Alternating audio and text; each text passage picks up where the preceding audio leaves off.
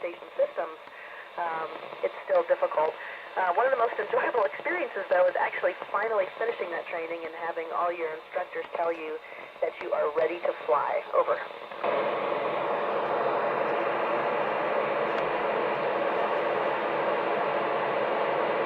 So the food up here is actually pretty good. We have a wide variety. The only thing is it is pretty mushy.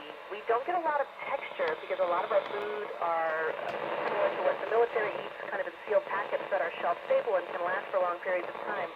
So we miss things like even crunchy chips or crackers, and so sometimes we have a visiting vehicle like Dragon and Dot. Treats. Over.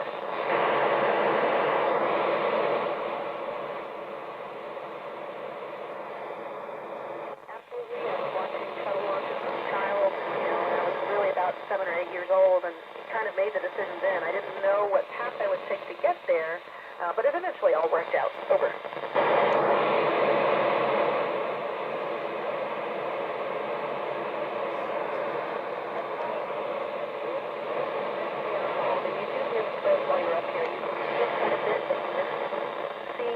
Really the feel of Earth, the wind, the rain, everything that's associated with Earth. So my answer would be Earth.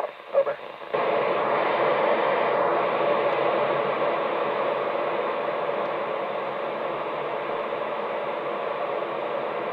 So we've actually grown a lot of plants up here so far.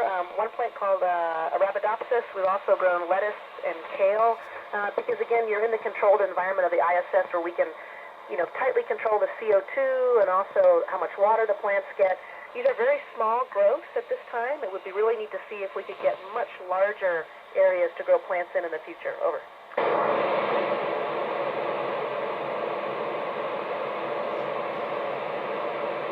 So algae, that is something called surface tension, and that's what happens up here. All liquid does that. So as soon as you see anything up here, it just forms a big blob. I could drink water out of my hand because it will just stick to my hand like that. Interestingly, that also happens if you get a small cut on your finger. The blood just forms a small blob on your finger and doesn't really drain anywhere.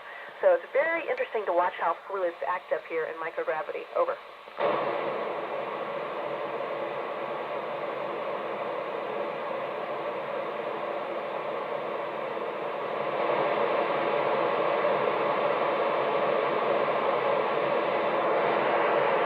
No difference.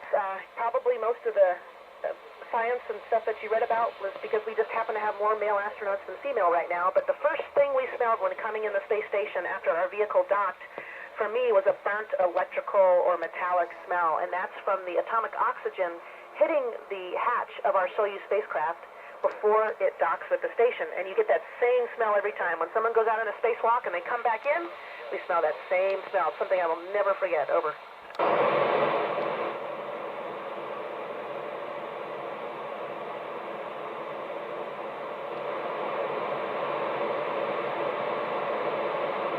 I think we're going to have large habitats where we're able to plant, almost like greenhouses, where we're able to dedicate that space to just growing plants and vegetables and trees and flowers. The Martian atmosphere and certainly the soil is not very habitable. Could we adapt that soil by adding nutrients? Possibly, and that's some of the stuff we're studying up here on the space station right now. Over.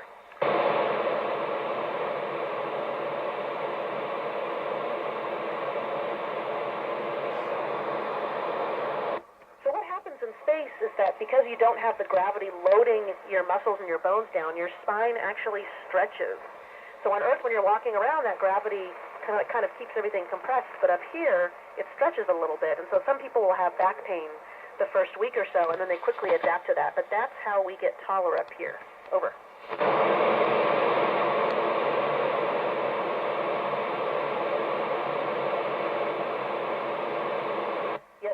It is very bright up here, especially if you're looking outside the cupola as the sun comes over the Earth. It's one of the most beautiful things you will ever see, but you almost can't stay in the cupola without sunglasses on because you feel the warmth of the sun and certainly the brightness. Over.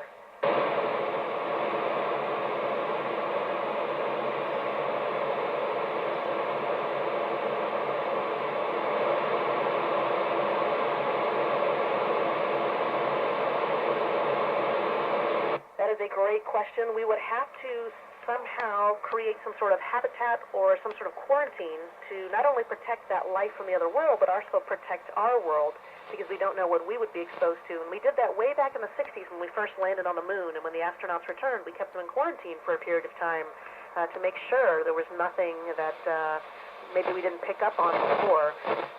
But certainly that's something we'll have to look at, because certainly protecting our species is important, but any other indigenous life on something like Europa as well.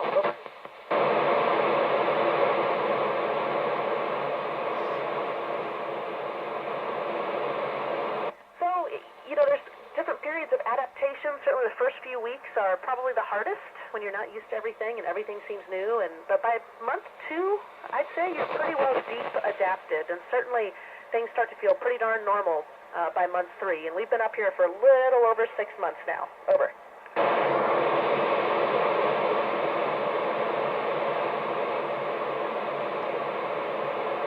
Well, we don't have a shower up here, so we kind of have to wipe ourselves down using rough washcloths and soap, which tends to work pretty well. Washing hair, I've got long hair, and that can be a little difficult up here, so I honestly only wash my hair a couple times a week up here, because it takes so long and does use up a lot of water. But we all brush our teeth every morning, wash our faces, and it's actually a very short hygiene routine, because without the shower, there's not a whole lot you can do. Over.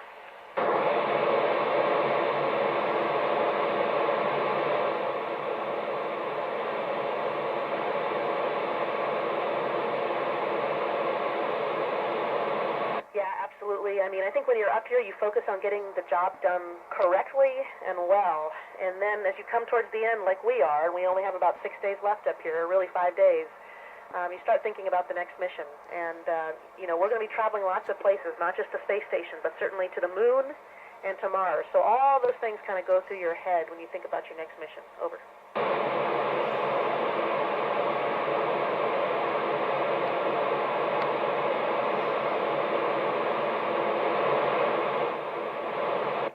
Feel like you're floating in the emptiness of space. It's very different from moving on the ground. Your legs and feet want to move the same as they do on Earth, but you don't have to. And so just by the slight push off here or there on a wall, you can get where you need to go. Over.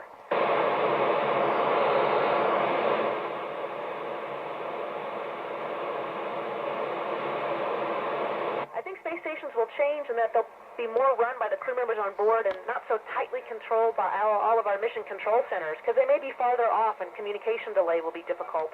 So I see it more as a home environment that's really run by the people up there. Over.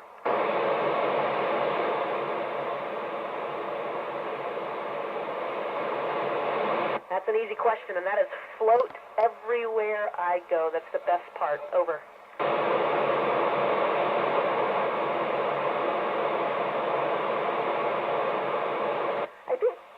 Not necessarily see Earth differently, although I do see it a little differently, but you feel Earth differently, because up here we miss the feelings of Earth, like the wind and the rain, and, you know, you don't get any of that up here. It's a very stale environment, and those are the things we miss the most. Over.